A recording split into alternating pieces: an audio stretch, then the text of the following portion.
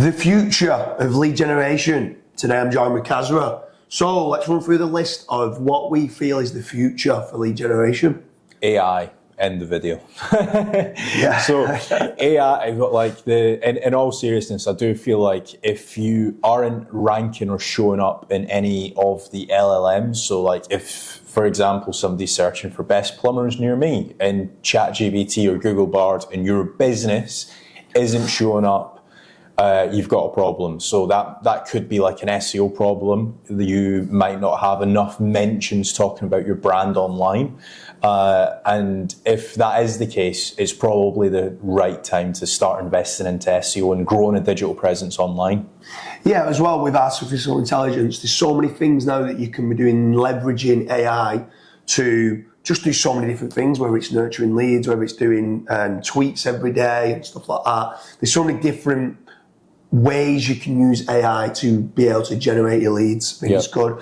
For me, the future of lead generation, predictive analytics. So business owners need to know the KPIs. Like it annoys me when they don't know how much it's costing them per click, how much it's costing them per inquiry, what the conversion rate is, and all the other metrics of what they need to be doing.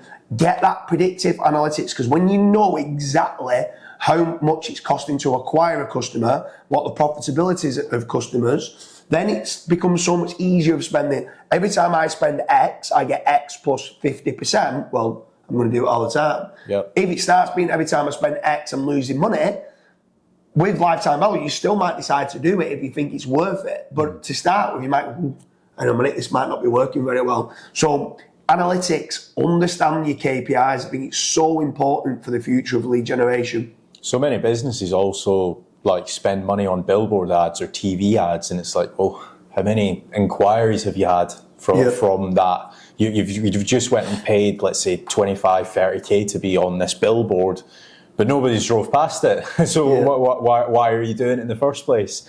The next one for me is omnichannel marketing. So if, say, for example, you have a really strong SEO presence, but you aren't anywhere to be seen on Facebook ads, you're losing out on business. Same goes with like YouTube, same goes with Twitter, same goes with like LinkedIn. Now, that being said, don't just go and waste a load of money. The best thing that I would probably do is if you've got like a strong SEO presence, go and start spending some money on remarketing. The key to this is trying to be seen in as many different places that make sense. So again, going back to what I was saying before, if you're marketing on a billboard that nobody's driving past, there's no point. But if somebody is searching your brand, not inquiring, and the next time they're on Instagram or Facebook and then they see your brand and then they inquire, then it obviously makes sense to do that. Yeah, I mean, Omnichannel is so important. There's new case studies that have come out from Google with regards to the 1174 marketing strategy. So now they're saying that a lot of people don't place an order with a company, generally speaking, until they've had 11 touch points. It used to only be 3 or 4 touch points. So now you need more touch points. So how do you get more touch points?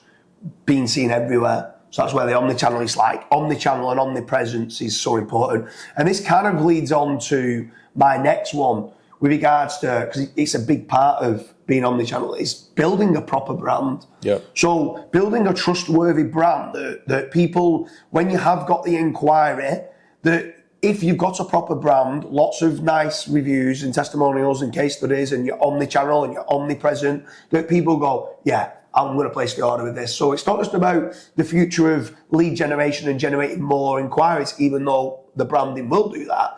It's the conversion of those inquiries as well, of what you're getting. So I think a big part is building a brand for the future of lead generation. Yeah, so another thing to add to the list is improving customer retention rates. So again, like when you build a strong brand, or when you're omni-channel and stuff like that, and especially if you're like a reoccurring revenue style business, right? As soon as somebody sees your brand multiple times, they're like, oh, actually, I do need to place that order, or oh, yeah, actually, I am going to go back to James Dooley for web hosting, or for whatever the case is. If people just don't see you and they place an order and they just never see you again, your lifetime value of all of your clients, or your customer retention of all of your clients as well, it's just going to be fairly low. Yeah, that goes in line with when I was talking about the KPIs. I mean, you touched on one there, LTV, lifetime value. The amount of people that don't know the lifetime value of the customers, I'm just like, with the analytics, you need to know this information. You need to know what the lifetime value is, because if you're just looking at it going, well, it's costing me £10 and I only made £10. No, you made £10 on the first order, but they're going to reorder, and that lifetime value of that customer might be worth £1,000. So you spending £10 to get £1,000 back, is that good business? But like, I'd snatch their hands off. So the lifetime value in that customer retention, and can they get into MRR and monthly recurring revenue, like, it's the future. Do you know what I mean? Like, that's what, in my opinion, the holy grail of a successful business is trying to get repeat customer retention and MRR. So yeah, you make a great point there. The other one is, apart from lifetime value, another KPI is average transactional value. Trying to get more out of an existing order. So not just like future orders, but all right, they've added something to the cart. Amazon are brilliant at it. I go to Amazon and I start buying a TV, and before I know it, I bought 15 different things. I was like, I didn't even go to buy all them 15 things. So they're so good at adding extra items to the cart. So they are, if obviously I'm presuming you've all got an Amazon account, go and try and buy something and look at what they do with regards to upsells, downsells, and cross-sells. They're absolutely brilliant at it. Try for you to understand the average transactional value. How can you increase that? Whether it is an e-commerce or whether it is a service-based, while you're turning up cleaning a carpet, can you upsell them a premium detergent that you're going to put down, or something else? Can you leave some detergent there for them to do it themselves? Can you sell them a carpet cleaning machine after you've cleaned it? There's lots of different things that you might be able to do, but trying to increase that average transactional value is another big one, in my opinion, for the future of lead generation.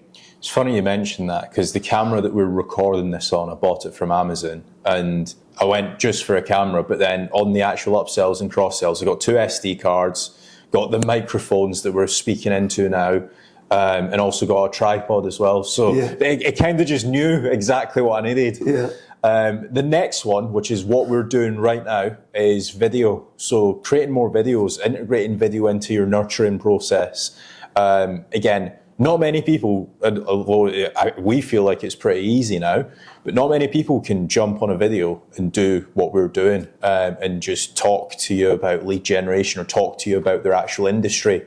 So creating more videos, I think, going into 2025, it's going to be even more important than what it was in previous years. Yeah, the barrier to entry of doing video, because some people don't like doing it, there's less competition doing it. And also that personalisation. Not just of generating inquiries, but also as part of, like you said, the nurturing process. Some people don't want just text, WhatsApp, email. Some people sometimes want a call, but sometimes you might be restricted in how many calls that you can do. So the next best thing to a call and getting that personal touch is video.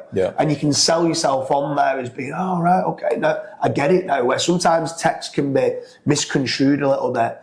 I think another big one with regards to the future of lead generation is, and it sounds daft, you need to spend more. You need to sit down and work out your budgets and understand that marketing's not cheap, right? That you need to make certain you're spending money in the right places, right? But you need to allocate more money for growth.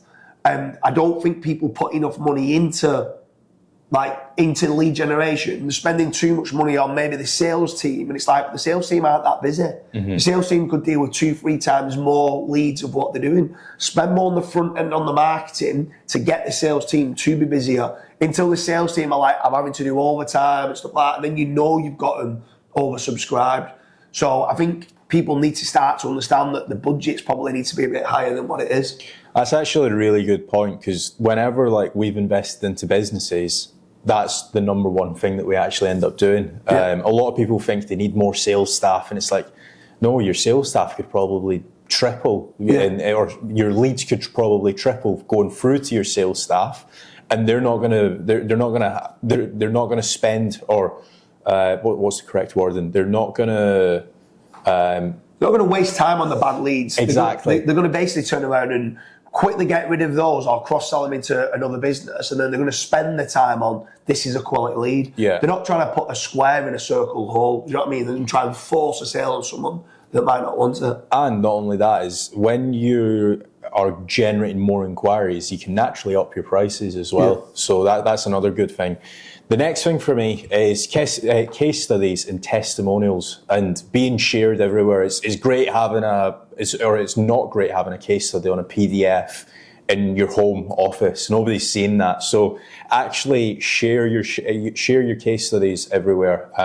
Make certain that you're screaming and shouting about it. I don't know why you wouldn't, especially if you've went and done a really good job at a school, or, for example, you might have just done a kitchen remodeling, and if nobody's seeing it, nobody's actually going to inquire with you. Yeah, for sure.